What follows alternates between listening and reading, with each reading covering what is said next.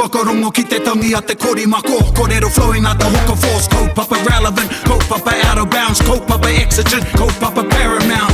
Nā kona whakapiri mai ki te kaupapa tino whakahira hira. Whakarongo pi kari kari mai. Hare hare mai, o Taringa hare hare mai. We gotta gather up close everybody. Gather up close everybody. Kani move that body. Kani move that body. Tēnei te reo whakahei, te reo rāhiri, kei ngā iwi, kei ngā tōpū mana. Tēnā hoki mai ngai Taringa, anei ki te punua pāho o Taringa, e whakapāho atu ana i te poka pū o Taringa. Atu i konei i te wānanga o te aroa, i te pīki auahi o Te Awa Mutu. Te Awa Mutu. Te Awa Mutu. Te Awa Mutu. Oh, taku taone e te iwi e hoa mai Ai. Nō reira, kei konei māua ko te puaheiri. Ai. Ana ko Erika, ko Kei kirikiri roa ahau. Ai. Me kia ki konei, koro nei te wā ki au. Koro nei te wā. Ai. E pai ana ki te hoki mai anō ki te pūmahara. Tēnā koe. Pūmahara, te pūmahana o tō tātou whare. Tika, i maharau me karanga Erika māku koe whakatau. Ai, ka pai. Engari, ko ngā huatanga e ao te wā ne tai. Ai, koia hoki. Te ao huri nei. Ai. Ana me tō tātou waimarie i a tātou anō. Ana ka ngaro tētehi. Ai. Kei konei e tehi. Ai, ka tika.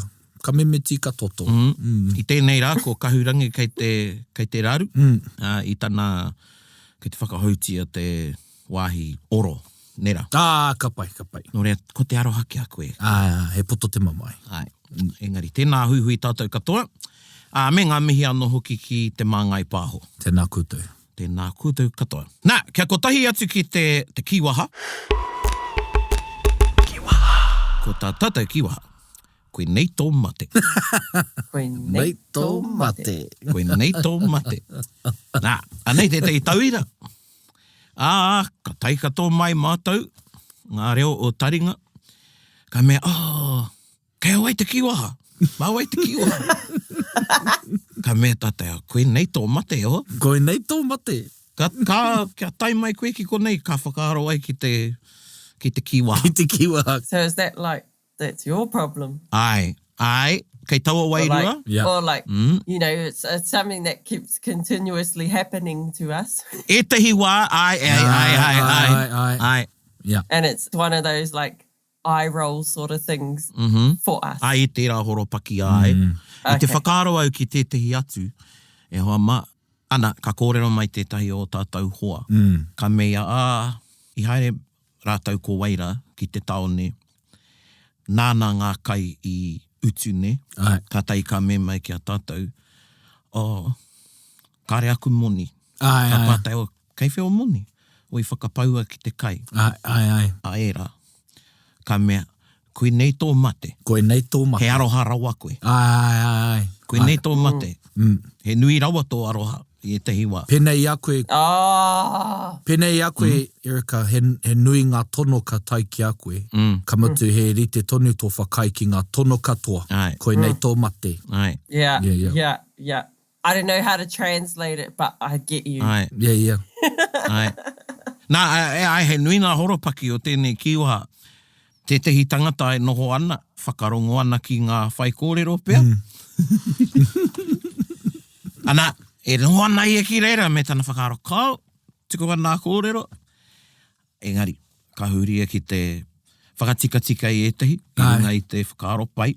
Ko te kuia rānei, te wahine rānei e whakatika ana i etahi ka me, koe nei tō mate. Ai. Ne? Koe nei tō mate. Koe nei tō mate. Ai. I'm a little bit lost on that one. O, ko te mate i reira, kare tae eia te tuku, kia he haere tehi, haere te mea kia he haere. Kia tuku. Ai, kia tuku. Kia tuku, kia kaue i e pupuri. Ai. Kia mau roa, kia mau āhara. Ai. Wai pēnei, okay. Mutaku reo Pākehā. You have a friend, and she leans towards a certain type. And ka hinga pērā ia. I tētahi momo. Yeah. Momo tāne, momo wahine rānei. Yeah. However, koina te momo e raru ai ia. And it's the type that gets her into trouble. Yeah. However, this is the type that excites her. And ka wehe ia I tētahi, ka piri atu ki tētahi anō, and he rite ana, he rite pai ana te momo. They're the same type of person. And you'll say, girl, koe nei tō mate. Girl. And she might say, but he's got a bike. Ka, koe nei tō mate. Ai. Yeah. He hononga hoki tērā ki te kōrero, nawa no tō mate I kimi. Ai. You dug your own, you made your own bed. Ai. Oh, dug your own grave. Oh, Yeah. no. Let's not go there. Yeah. O ia, tātou e kōrero ana mō tērā. Mō tērā. Tātai urunga ki tētai kaupapa. E te iwi ko te wanapana taima I tēnei rā, ko tīpaka o hia, tētahi o ngā Paki Kēhua. Hei kōrero, hei whakarongo mā kūtau. I muri mai ka paku wānanga mātou, hoi no ka tuku I a kūtau ki te whakarongo ki te Paki Kēhua nei, ana ko te taitaro o te Paki Kēhua ko... The Caveman. The Caveman. The Caveman. He whakatūpatotanga hoki tēnei. Parental guidance is advised. Some scenes may offend or scare with gore. Whakarongo mai.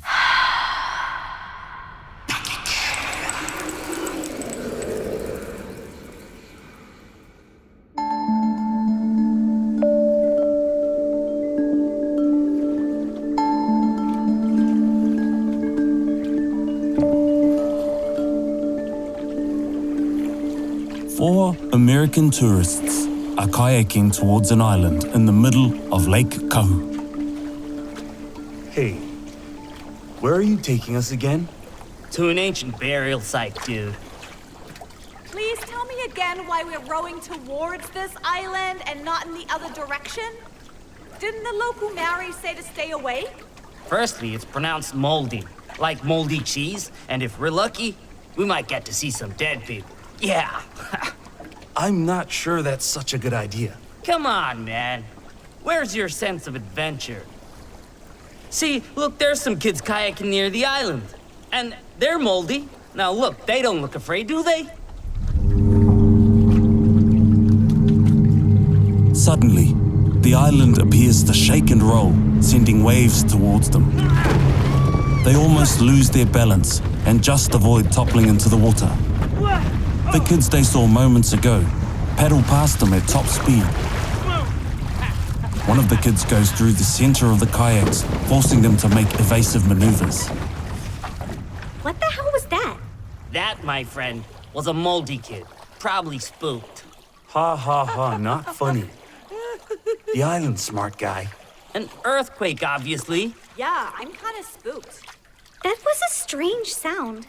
Come on, guys. If you're gonna run from every strange sound, y'all gonna be running for the rest of your lives.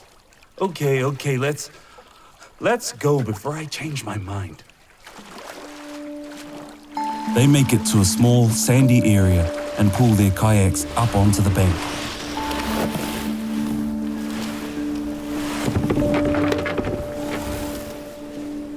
They pause to have a look around. There are jagged rocks on both sides of them that seem to stretch right around to the far side of the island. There's a hill covered in dense native bush with a cave at the top. Hey, come on, guys. Last to the top is shouting T-bone steaks for supper. They all take off, bobbing and weaving through some dense bush. There's some huffing and puffing at the top, and Olivia is the last to arrive. Medium rare, please, garçon. With a red Jew on the side. The boys fist bump.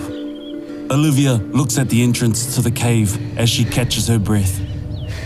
There are a couple of weather-battered signs in front of the entrance to the cave. Private property and do not enter. Guys, that's not gonna be an issue, is it? Henry knocks off the rotted part of the board that says do not to leave it saying enter. Ta-da! Ladies and gentlemen, we are now open for business. Party time! Alex is the cautious one of the group. and he's a little uneasy about the whole situation. They all pull their torches out of their backpacks and go into the cave. They're not far from the entrance when they see it. A huge skeleton, easily 7 foot tall, sitting up against the wall of the cave. It's in a peculiar position, upright in a fetal position, with its arms wrapped around its legs. The forehead is touching its knees, like it's bowing. Whoever this was must have been important, because the skeleton is clothed magnificently. There's a thick tipare around the forehead and 3 huia feathers poking out the back. A magnificent tiki pounamu hangs from the neck, and a conch shell is nestled between the chest and thigh bones. To finish the ensemble is a long kahutoi, a rain cape that hangs from the shoulders. The guys back home are gonna freak. Come on, fancy dress? I don't think we should be touching this stuff. Anyone who leaves their stuff lying around deserves to have it taken. Henry takes the conch shell.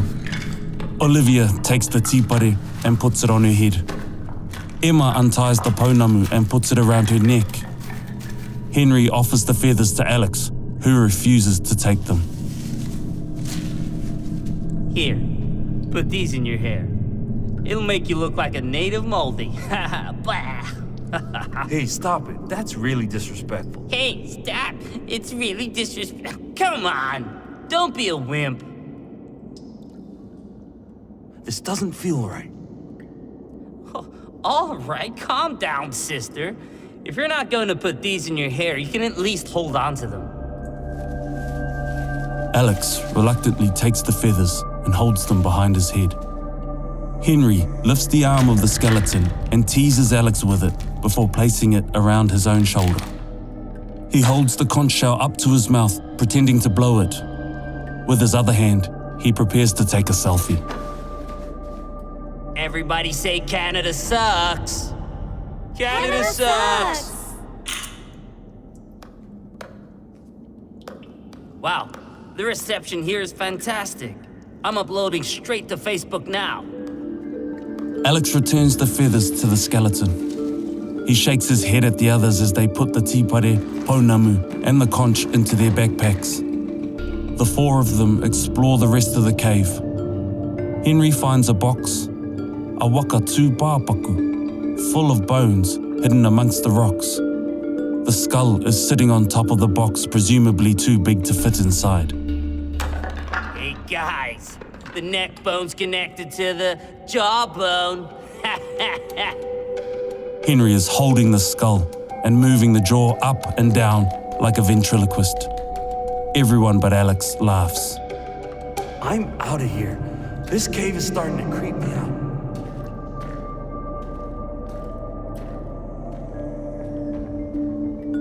It's late when they get back to their accommodation. Olivia checks the Facebook post and reads out the comments. Like the guy in the middle, but who are the other creepy 4? Nice pick, guys. Guy in the middle taking keto a little too seriously. A bit tacky with the whole hand around the neck thing.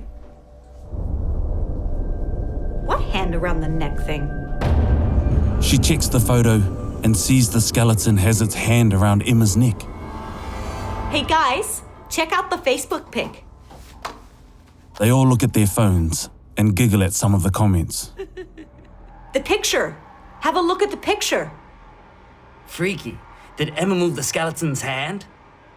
It was on your shoulder, wasn't it? Well, obviously it wasn't. Where's Emma? She's in the bathroom. Sounds like she's blow drying her hair. Hey, Emma! Emma is blow drying her hair and can't hear Olivia yelling out to her. The lights suddenly go out.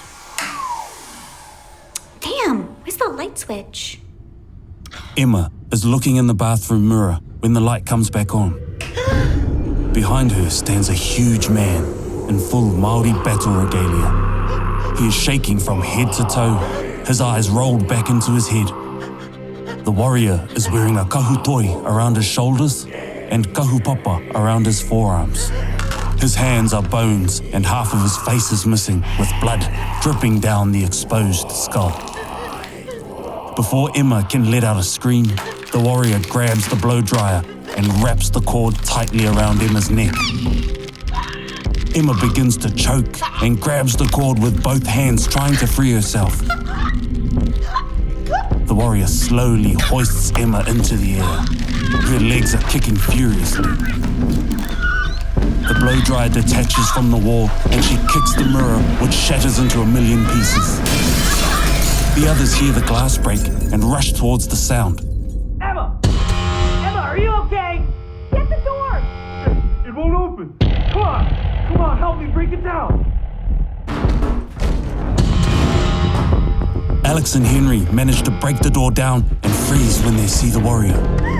Blood is streaming out of Emma's eyes, nose, and ears.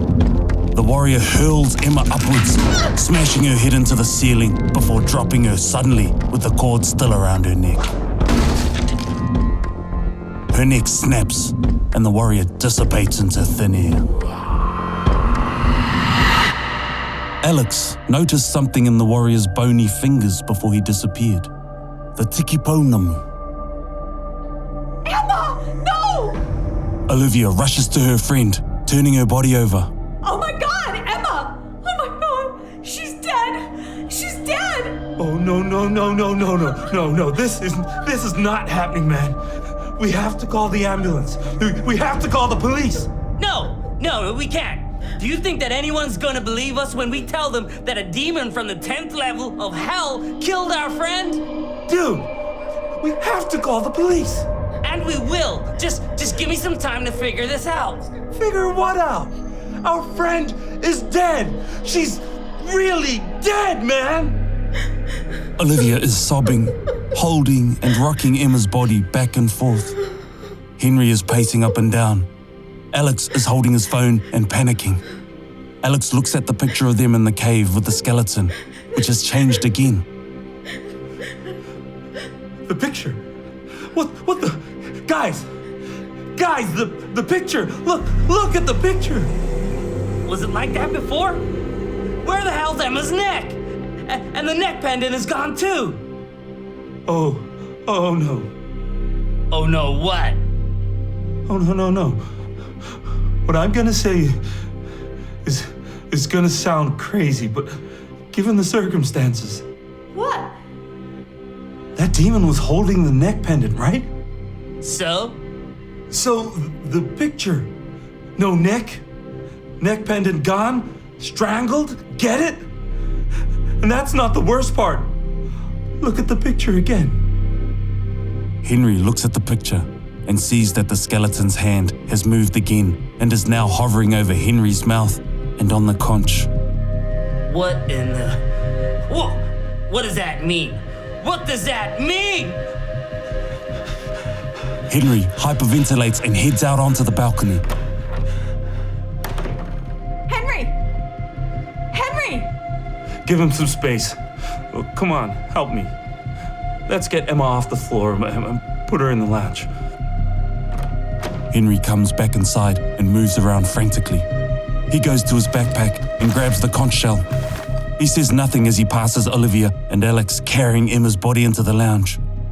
Henry heads back outside to the balcony and is about to hurl the conch when the balcony door slams shut behind him. He turns and tries the door handle. It's locked. When he turns back around, the warrior is right there in his face. The warrior's appearance has changed. Half of its upper body is missing, revealing the blood-covered bones and an exposed heart still pumping behind the visible ribcage. Henry can't move or scream as the demon closes in. He's paralyzed with fear. The warrior moves in so close that Henry's nose is inside the hole where the warrior's nose used to be.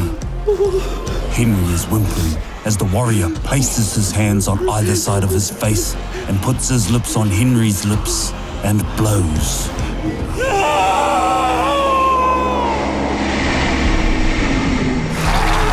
Henry's teeth and tongue explode out the back of his head, making a trumpet sound, albeit a bloody and watery one.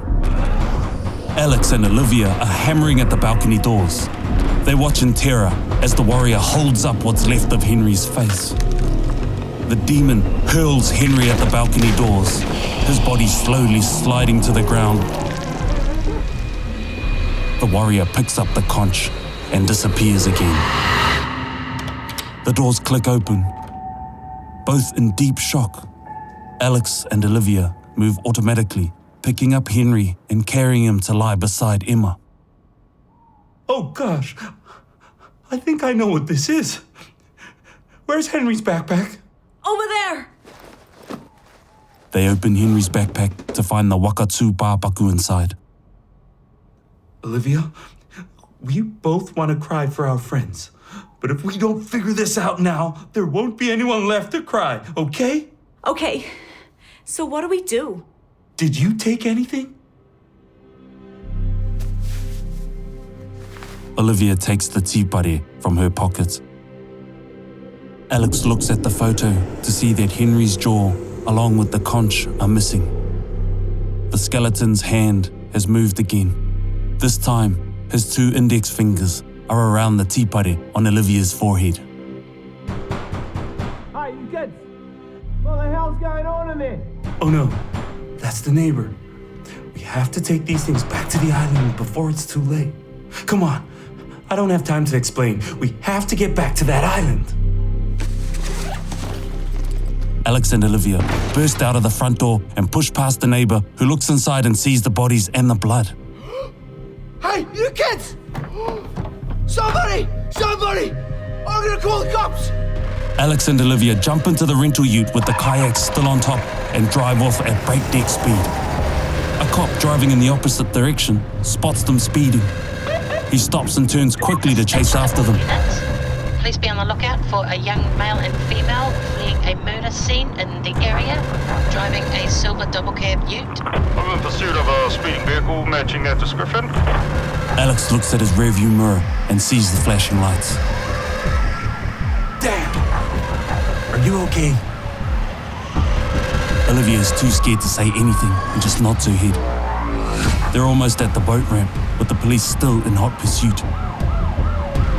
Alex looks up at the rearview mirror to check on the cops again when he sees the warrior. It's changed again. It now looks like most of the flesh on his body has been freshly ripped off its blood-drenched skeleton. The ute veers and swerves dangerously as Alex and Olivia are forced to fight the skeleton off while driving. Alex loses control and the ute veers off the road and towards a tree with a huge low branch. Get down! He ducks to avoid the oncoming collision. Olivia tries to duck as well, but the skeleton grabs Olivia's face. The skeleton holds its face up against hers as the ute plows into the branch. The momentum of the ute is enough that the roof of the truck is peeled back like a can of tuna. Olivia's already dead when the branch travels out the back of her macerated skull. The warrior turns what's left of Olivia's head towards Alex. The warrior moves Olivia's jaw up and down, just as Henry had back in the cave. It is you. The skeleton from the cave? The warrior holds up the tipare, then disappears into thin air again. Alex finds the backpack with the Tūpāpaku. He hurriedly drags a kayak into the lake, climbs in, and sets off as quickly as he can. The cop chases after him. Hey, stop right there. Sorry, officer. There's no time. Alex races to the island.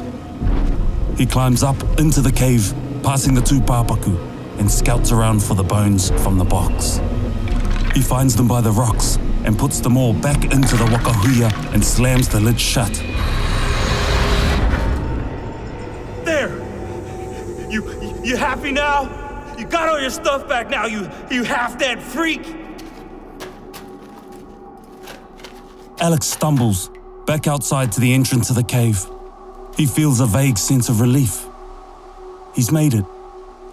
However, his mind is whirling with his friends, their brutal and sudden deaths, and horrific images of a bloodied, skeletal demon warrior. Off in the distance, Alex can see a large number of flashing lights back at the shoreline where his ute crashed.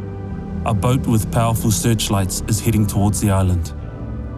He stumbles back down to the kayak, relieved that the horror is finally over. Alex grabs his phone from his backpack. He looks at the photo and sees that the top of Olivia's head is missing.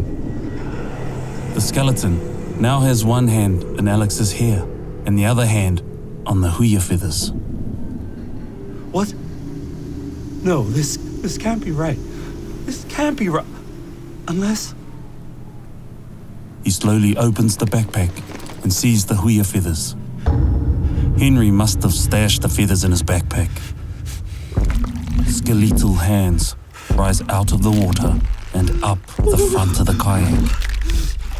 The warrior is now a complete skeleton, cloaked in the kahutoi and kahupapa. It clambers across the kayak to the shore. Alex watches, frozen. The skeleton grabs Alex by the hair and holds him off the ground and starts jerking him around like a rag doll. The skeleton pulls and yanks at Alex's hair, ripping it out in handfuls. Clump by clump, the skeleton tears the hair from his scalp as Alex screams and thrashes in pain. Each handful of hair drips blood, and Alex tries to fight back. It has no effect, and he is beginning to lose consciousness with shock and trauma. Alex twitches and shakes as blood drips down his face. With a final snap, the skeleton breaks his neck. The warrior then grabs the huia feathers and marches back to his cave, stepping over Alex's phone, which is still open on the Facebook photo. The photo shows the Tūpāpaku and its hand back on Henry's shoulder, with all its taonga back on. The tipare, the huia feathers, the tiki, and the conch shell. The phone switches off.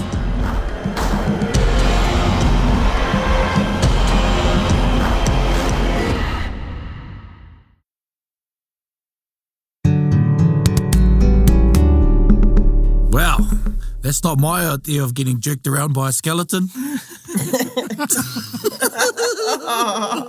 I don't want Koe hoki. Koe nei tō mate, tētai koe, e tei kōrero te. Te kuku.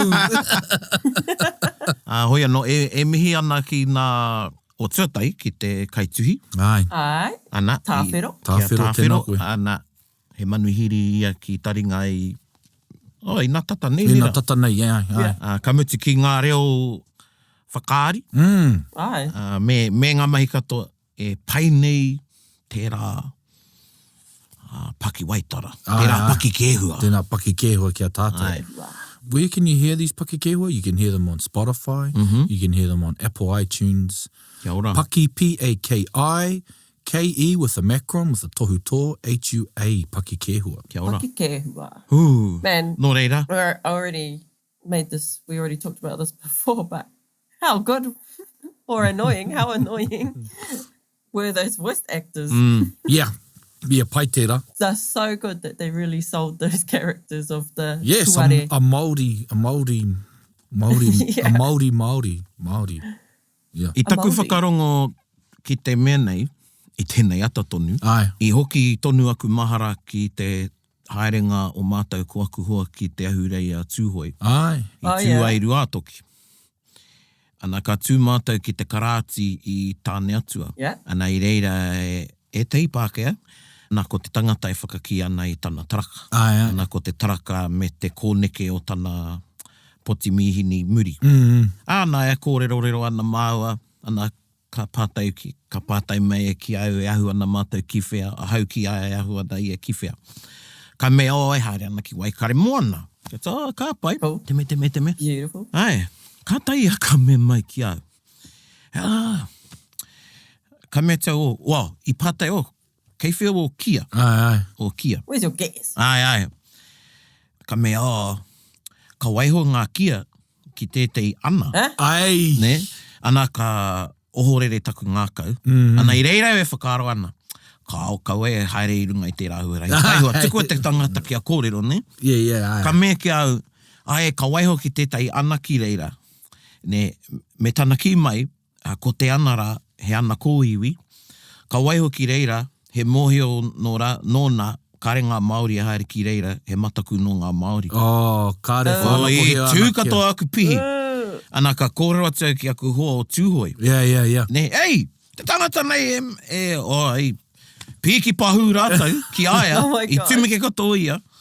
Ana ka waia hia tētahi. O reira. Tētahi o reira ki te, haere ki te tiro I tētahi ana aua. Kareu mōio I aha I muri mai. Engari, koe nei tāku I whakaaro ai taku whakarongo. Kia ora. Ki tērā. Ki tēnei Paki Kēhua. Oh my gosh. Scary.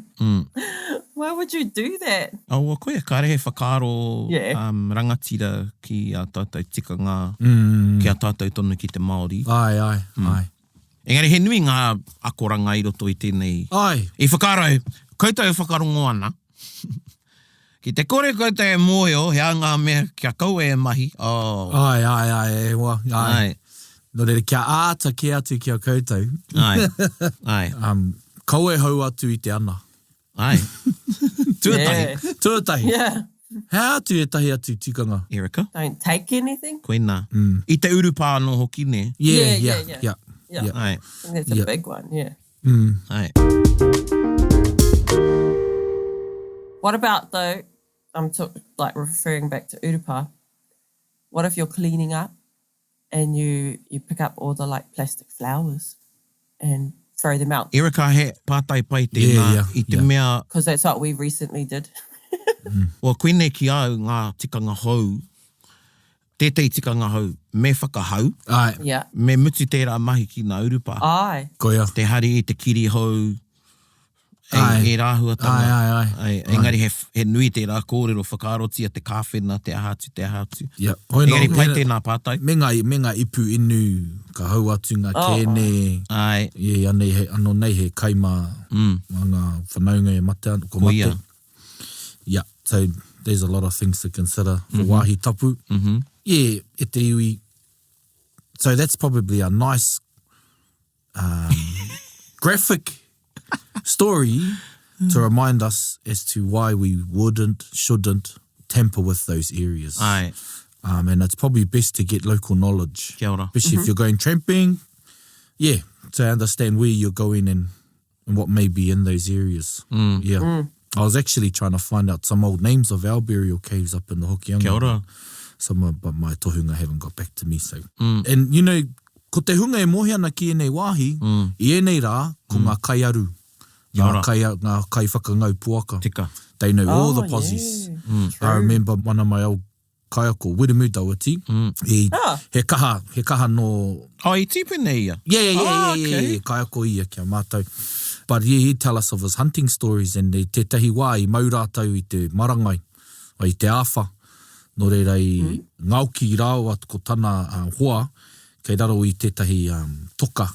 Sort of like a lip cave that you can only crawl under. And ka hau atu ana rātou ki roto I puare. It opened up into an opening. They spent the night in there. Yeah. Yeah, I tahuna, I te tungia I rātou tētahi wāhi ahi. I ka kite e tahi rangatira, noho rangatira ana. Yeah. But ko mau rātou. Engari, I mahi rātou I a rātou mahi. Ka hoki ana rātou ki te kāinga I kōrero rātou ki o rātou kaumātua. Karaua, ka taki ngā kōrero. Ko mea rā, ko rāo tahi te wā I tēnei pakanga, mea. And hei, ko tāne I mau hoki rātou I te tio. Yeah. So that's one thing that, Cool. Just Scary, a cool story cool. that I've never been able to get a chance to tell, because that's what he told us. So, Ai. Yeah. Oe no, he rereke anō tērā. He rereke anō tērā. Ka mutu... They went with their knowledge. Koira. Yep, and I think they were their tupuna, and they weren't there with that intent of tampering or taking anything away. Koina hoki. Koina hoki. I tēnei Paki Kēhua, ka mate tētehi. Ai. Yeah. I ohorere au, kia whakaaro au ki tērā tangata I mate ai. Ana koe nei a tapu e mahi nei ana mahi. Kia ora, yeah. Ne, no reira ko te tupuna I araake nā ngā mahi rawike.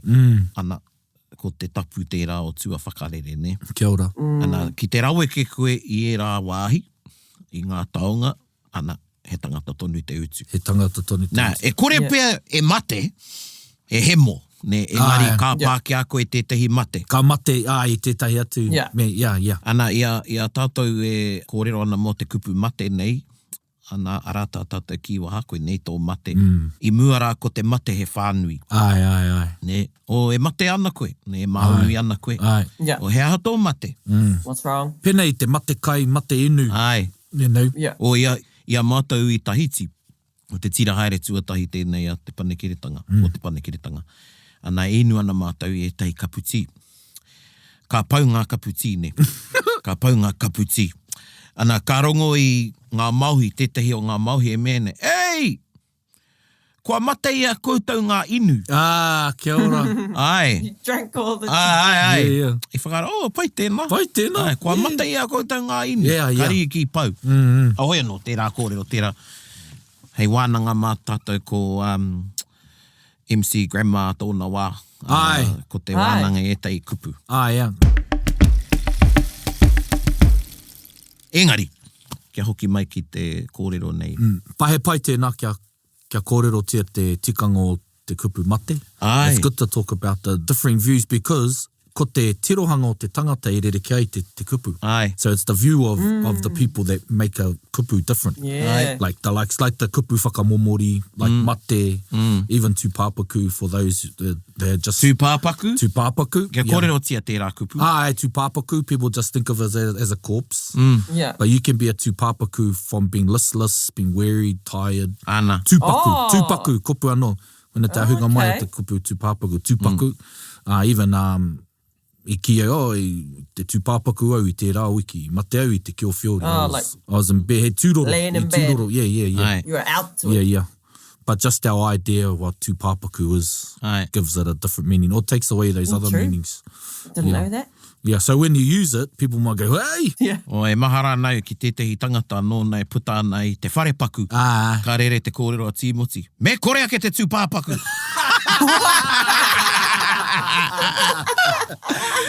Me korea ke te tūpāpaku. Oh my God. Ko te haunga tērā. Mate I te haunga. Oh my God. And another way to use mate. And another word I recently learned was the word for waka tūpāpaku. You know, the waka koiwi, waka koi. Ko te tiki, he tiki tērā. Okay. He tiki. And what do they mean by that? I don't know. Koina hok, toina te ingo tūturu I whakamahia e ngā mātua tupuna. Oh, true. You know, just like if we look at, I think it's Hawaii and other iwi, they use for those popo as tiki. But yeah, this kōrero comes from one of our tupuna. His name's Kōhuru. He was a known kaiwhakairo, mahi toi, tangata toi. And he wrote about anei ngā tiki and anei te hanga o te tiki. He tiki he ka pupuri I ngā kōiwi ngā rangatira e rā atu mea. So yeah, that's a good one to learn. E te iwi, tiki. Kia ora. Tiki, okay. I wonder if it has a relation to the other tiki, the first man one. Katoa. Katoa, kia haunei. Ora mate tangata. Yeah. Okay. Tiki āhua, yeah. Kia ora. Yeah, so tūpāpaku, ana. You know, I want to talk about what Prānua talked about, someone dies in there and it's not particularly what type of death you will experience if you do that, but there are sacred measures taken to instill that these things are taken care of and that there's a price or a cost for the tempering of it towards someone. Now, this is the point I was meant to make before I went on my tangent was this is a graphic or an over-embellished kōrero about what can happen to you. However, death is probably... the extreme. Kei tētahi, ai. Well, you know, death is honourable and sometimes you're not honoured that way, but you're to live and be burdened by some other mate, you know? O e hoki anā ku whakaaro ki te puka tapu. Kia ora. Nā Auntie P, nā Piatarihi Yates I tuhi I a mātou I te kura. E kōrero ana mo e tehi kuia i haere rā ki te motitafu a tinirau rā ki mokoia. Te mai harakeke, ki te tapa i harakeke. Engari, ko nā harakeke pai, kei te uru Pākē e tupu ana. Ana ko e tehi o ngā kuia, ka haere ki reira ki te tapa i ngā harakeke rā, ko tētehi kāri haere. Ana ka hoea tō rātau waka kia hoki ki uta, ana ka marangai ka tiko ki te waka. Ka mate e rā kuia, ne? Hoea no te waiputa i tērā pukapuka, te mea pukapuka tamariki. I rere e tehi kōrero, ka taia rāne, pai ana rāne tēnei pukapuka mā te tamariki, mā ngā tamariki. Engari i reira ngā akoranga. Ne? Ana e mahara pai anau ki tērā wā i te pānuitanga mai o te pukapuka kia mātou. Ohorere. Engari, kei tēnā whānau, kei tēnā hapu, tēnā iwi, tēnei kōrero, tēnei momo kōrero. I haere me ki te rawe ke i tētai wāhi tapu ka pānge te mate. Ka mate rānei. Ka mate rānei, ai. No rere tika ana kia pēra te āhuaranga o te kōrero kia ū ki te pūmahara, ki te mahara o te tangata. You know, it's probably all good to have it with, I don't know, graphic, but is it graphic? But a strong, with a strong telling of a story so you can remember it. Kia ora. You know? O hoa, e hoki a māku whakaaro ki taku karanga pāpā. Te tungane tēnei o taku whaia, Uncle Johnson. Mo te taki kōrero paki waitara, ka are painga. Ana, ka kōrero ana ia, kei reira mātou ngā tamariki, e whakarongo ana. E mahara, nui ngā wā, i tangi au, I kata au, tētai wai kia kou. Engari, I roto I tō ngākau e pirangi ana. Kāri tū atu I o whakaaro, ne? Kā, tika, koina te. Whakaaro poheo nei. E whakarongo ana ki ngā kupu, ne? Hoia no reira koe nei tēnei, ko te Paki Kēhua. Mihi ake ana. Ana kia tahuri ki tātā tau waiata. I whakaaro mātou ko thriller pēr. Tōkata. Rita kia Vincent. Vincent Price. Vincent Price. Nāna tērā kōrero, ne? Ai, tika. Tētahi reo. Tētahi reo, Whakawiti ngā whakaaro. No reira, ko tō tātou waiata I tēnei wiki e hoa mā, I te one kura, nā ruia. Whakarongo mai.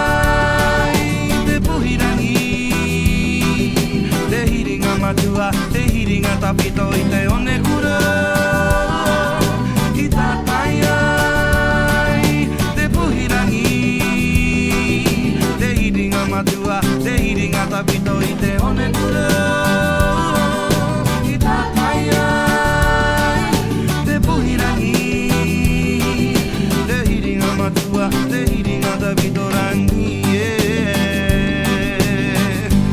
Katani mo te tenei taku manawa, Oi whairi iri o taku kiri, Ka hotu hotu ake taku manawa, Tururu ko pata pata he wai ai, O te tākiri o te hoi ko te ni te kiari, Te ko miti miti hare i te ara tia tia, Ngā tairo hoku